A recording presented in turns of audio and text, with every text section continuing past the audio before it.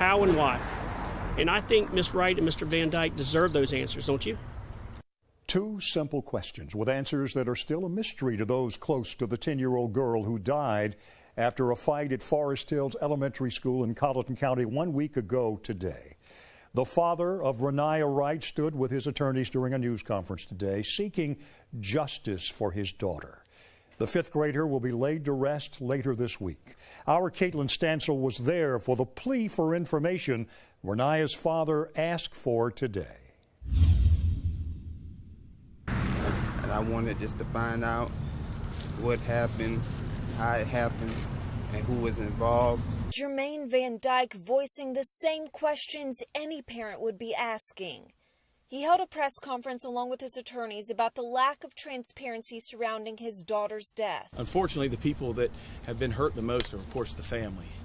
This being the father of that beautiful young lady who lost her life right back here, has received almost no information.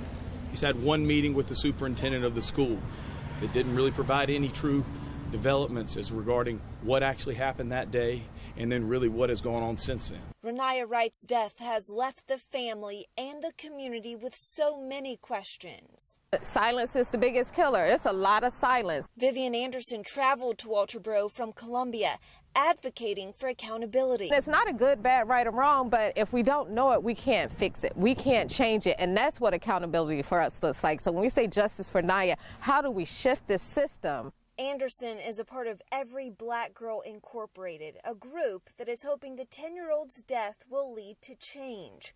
But authorities have been tight-lipped about exactly what led to RaNiya's death, and they have not acknowledged if bullying played a role. But Anderson believes this situation touches every parent in the state. It's resonating because I think every parent probably went, that could have been my child. From Walterboro, Caitlin Stansel, Live 5 News. It's been 1 week since the fight at Forest Hills Elementary. Colleton County deputies tell us it could take several more weeks for us to learn more details about this investigation and any results from Friday's autopsy. RaNiya died last Wednesday at MUSC. There's a memorial service this Wednesday at noon at the Saint Center Ministries in Walterboro. Meeting with the superintendent of the school that didn't really provide any true developments as regarding what actually happened that day and then really what has gone on since then. Now, our offices have been in contact with the school district council. They have yet to been able to provide us any information. Mr. Van Dyke has also not heard from anyone within law enforcement whatsoever, nor has he heard from anyone within the solicitor's office. We are in no way trying to criticize the process or impede on anything that has already happened. We simply want to know what has happened, where do we stand in the investigation, and what information can be provided to Mr. Van Dyke so he can find out more as to what exactly happened to lead to the death of his daughter. At this point, I'm going to let him speak briefly, and again, he will not be taking any questions. However, we will allow some questions for the rest of council here. Mr. Van Dyke. My name is Jermaine Van Dyke, and I'm here today looking for justice for my daughter. And I wanted just to find out what happened, how it happened, and who was involved. That's really it.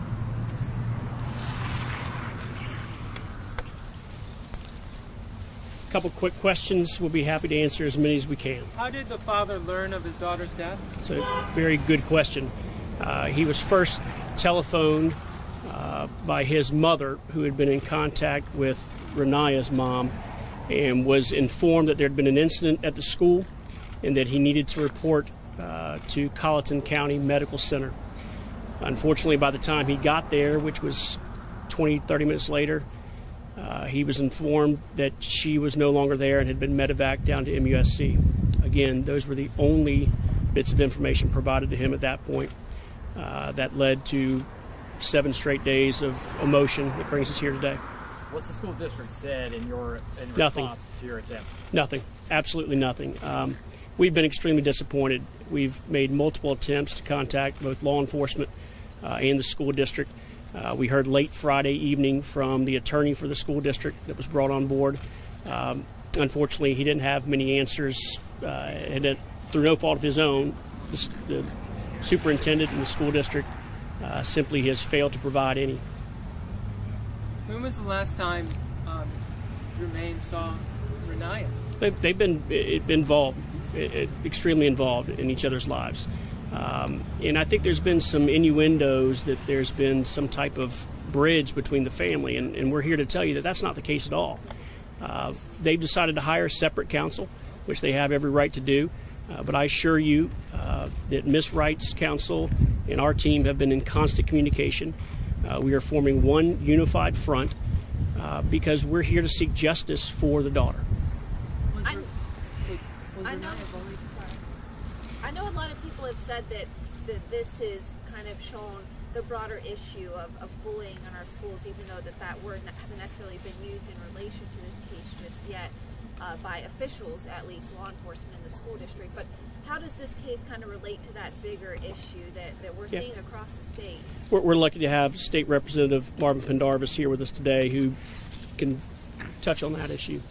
Thank you for the question. I think it's an excellent one, and it sheds a light on some of the issues that we've seen here in South Carolina when it comes to bullying. It's one that we need to take seriously as a state. If you look around, the conversation within our school district is how can we protect our children?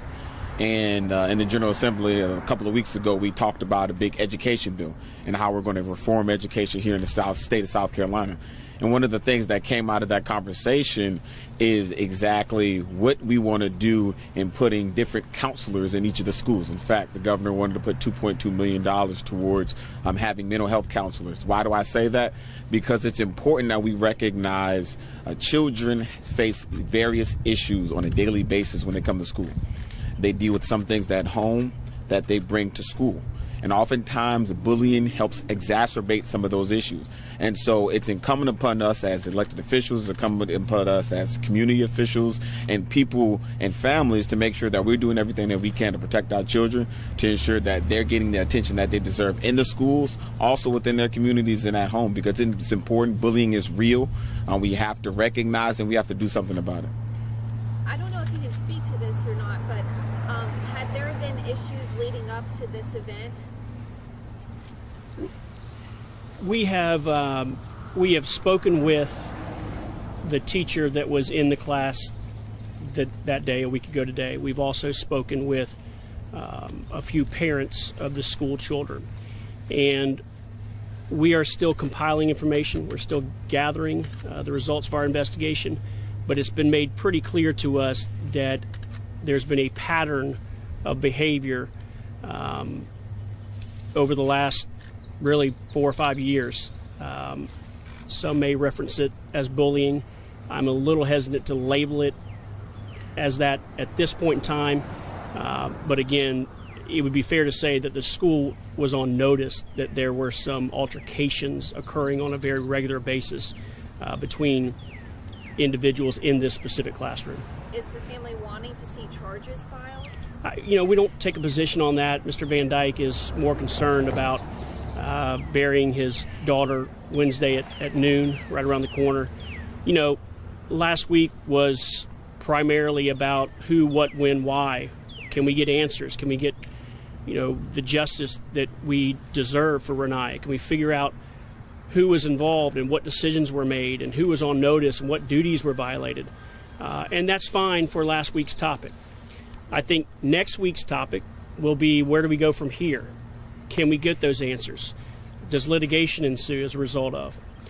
But for this week's purpose, we look back to over 250 years ago when two brothers from Charleston came to this small town to try to get away from the disease that was going on in Charleston. They tried to bring their one daughter to heal. And the Walter brothers established Walterboro, the front porch of the Low Country, to be the place to come to heal. And that's what this week needs to be about. This week needs to be about the community coming together in an effort to heal.